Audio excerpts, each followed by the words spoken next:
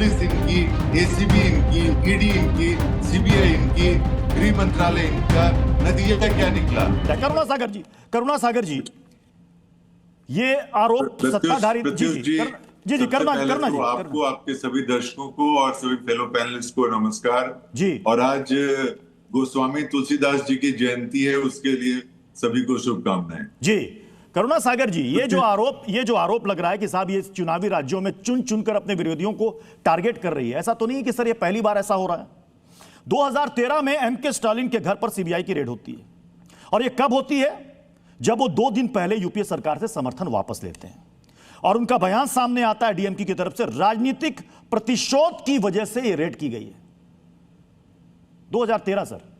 प्रत्युष जी, जी पहले तो जो मौजूदा टॉपिक है उसके बारे में जरा बात कर लें। जी बिल्कुल बताइए सर। तो सरकार बदली, चेहरा बदला, बैनर बदला, ठेकेदार वही, कमीशन वही, फाइल वही, आपने लूटा, अब बीजेपी लूट रही है। देखिए, आज दिल्ली के सामने 2 तस्वीरें एक साथ हैं। पहली तस्वीर है, आपके पूर्व मंत्री सत्येंद्र जैन कल अरेस्ट होते हैं और उनके साथ आईएएस ऑफिसर, कंसल्टेंट, ठेकेदार 6 लोग अरेस्ट होते हैं। दूसरी तस्वीर है, इसी बीजेपी सरकार के अपने स्वास्थ्य विभाग में 600 करोड़ की खरीद पर एफआईआर दर्ज किया है, और एफआईआर किसने लिखा है? इन्हीं के एसीबी ने एफआईआर लिखा है, और उसमें क्या लिखा है? 10 लाख की एक्सरे मशीन 33 लाख में खरीदी गई, 150 रुपए की अस्पताल की चादर 450 रुपए में खरीदी गई, और 2.5 रुपए का ओआरएस का पैकेट 15 रुपए में खरीदा गया। तो अब दोनों तस्वीरों को आमने सामने रखिए, मॉडल बिल्कुल एक है।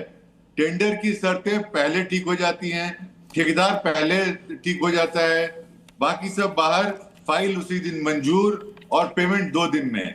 आपका जल बोर्ड और बीजेपी का स्वास्थ्य विभाग, दोनों एफआईआर की भाषा तक एक जैसी है। इसलिए मेरा जो सवाल है कि बीजेपी को सत्ता में 1.5 साल हो गए, पुलिस इनकी, एसीबी इनकी, ईडी इनकी, सीबीआई इनकी, गृह मंत्रालय इनका, नतीजा क्या निकला?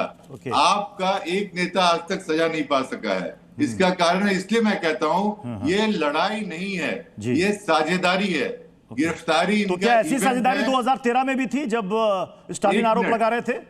एक मिनट, गिरफ्तारी सर, मैं ये पूछ रहा हूं कि क्या यही साझेदारी की पुलिस भी इनकी, सीबीआई भी इनकी, ईडी भी इनकी, इनकम टैक्स भी इनका, तो यही चीज 2013 में एमके स्टालिन बिल्कुल सही कह रहे थे कि साहब ये राजनीतिक प्रतिशोध के लिए रेड पड़ी है हमारे घर पर, क्योंकि हमने यूपीए से समर्थन वापस ले लिया है। यही साझेदारी थी। देखिए, इनकी जो आप और सर आरोप लगभग वही सेम टू सेम है, बस क्या है ना सर, अभी आप विपक्ष में हैं, बीजेपी उस वक्त विपक्ष में थी। सत्ता में और विपक्ष में आते ही राजनीतिक बयान सुविधा अनुसार बदल जाते हैं सर, इतना ही फर्क है।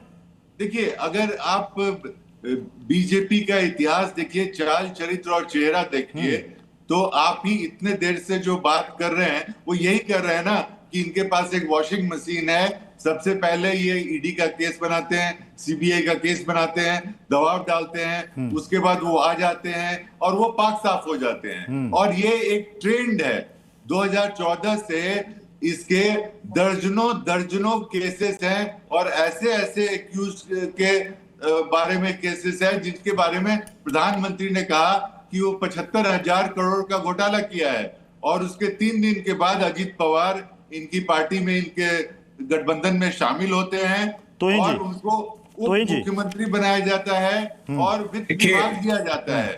इसी तरह छगन भुजबल, इसी तरह नारायण राणे, इसी तरह हेमंत बिस्वा शर्मा। लेकिन सर 2013 का जवाब नहीं मिला सर आपसे। अगर आप स्वर्गीय अजीत पवार जी की बात कर रहे हैं तो 5 साल उन पर एसीबी की इंक्वायरी चली, एंटी करप्शन ब्यूरो महाराष्ट्र की। अगर वो फाइल सारे क्लोज हो गए, उसके 2 साल के बाद अगर उनको लिया जाता है, क्या सागर जी ये चाहते हैं कि राजनेताओं को आजीवन बहिष्कृत करें? और अगर यही चाहते हैं तो एक छोटा सा सवाल, नहीं, अगर यही चाहते हैं तो लालू यादव से बार बार आप लोग हाथ क्यों मिलाते हैं? लालू यादव तो अभी भी एक कन्विक्टेड अपराधी हैं। अच्छा, आप ये बताइए, लालू जी कन्विक्टेड अपराधी हैं कि नहीं? मेरी भी बात सुन लीजिए, आपने पूछा है। मैं कहता हूं कि हाँ, आजीवन किसी को बहिष्कृत नहीं करना चाहिए, राजनीति में कोई छुआछूत नहीं होता है, ना होना चाहिए। लेकिन आप क्या भोपाल में प्रधानमंत्री ने जो भाषण दिया तो प्रधानमंत्री झूठ बोल रहे थे आपके। नहीं, राजनीतिक देखिए, सुनिए अब करुणा और जी, देखिए सिर्फ 3 दिन में देखिए 3 दिन में क्या हो गया? आप 5 साल की बात कर रहे हैं, लेकिन सुनिए, अब प्रधानमंत्री सुनिए, बोलते हैं और राजनीतिक आरोप, राजनीतिक आरोप, जाता है। राजनीति में आरोप लगाए जाते हैं जी, लेकिन जब तक वो आरोप साबित नहीं होते हैं कानूनी प्रक्रिया से, किसी को दोषी नहीं माना जाता है। मैं आपसे पूछ रहा हूं, क्या अजीत पवार एक बार भी दोषी करार दिए थे? नहीं। तो हमने उनसे मिलाए हाथ, लेकिन आप तो ऐसे व्यक्ति से हाथ मिलाए हैं, लालू यादव जी, जो कि कन्विक्टेड अपराधी हैं। आप आज डिक्लेयर कर दीजिए शो पर कि लालू यादव से सारे संबंध कांग्रेस पार्टी तोड़ रही है, आरजेडी से तोड़ रही है। अगर आप डिक्लेयर कर दे तो मैं मान लूंगा कि आप सत्य कह रहे हैं। आप ये बता दीजिए कि आज के बाद अगर किसी भी व्यक्ति के ऊपर हम ईडी का, सीबीआई का, भ्रष्टाचार का केस होगा तो उसको पार्टी में नहीं लेंगे। क्या आज इस मीडिया के प्लेटफॉर्म पर हम किसी भी, सुनिए, हम किसी भी कन्विक्टेड क्रिमिनल को, हम किसी भी कन्विक्टेड क्रिमिनल को पार्टी में नहीं लेंगे तो लोग हंसते हैं। और इसीलिए ईडी द्वारा, जंतर मंतर में सुनिए करुणा जी, आपने सवाल पूछा, मैं सवाल का उत्तर दे रहा हूं, आप ही के सवाल का उत्तर दे रहा हूं कि ईडी द्वारा किसी भी कन्विक्टेड क्रिमिनल को हम पार्टी में नहीं लेंगे, उससे कोई अलायंस नहीं करेंगे। अब आप डिक्लेयर कीजिए कि आप आरजेडी से सारे संबंध आज कांग्रेस पार्टी तोड़ेगी। आप डिक्लेयर करिए। आपका जो इतिहास है वो सीधा और सीधा है कि जो जांच एजेंसियां हैं उनको आप इस्तेमाल करते हैं। और अब आप तथ्य के आधार पर नहीं है, अब आप तथ्य के आधार पर नहीं बात कर रहे हैं। करुणा सागर जी कन्विक्शन नहीं, अब तक तो यही कहा जाता है ना कि जब तक दोष साबित नहीं हो जाए तब तक वो दोषी नहीं होता, लेकिन कन्विक्शन के बाद तो आपको तय करना होगा ना कि किसको साथ रखना और किसको नहीं रखना है।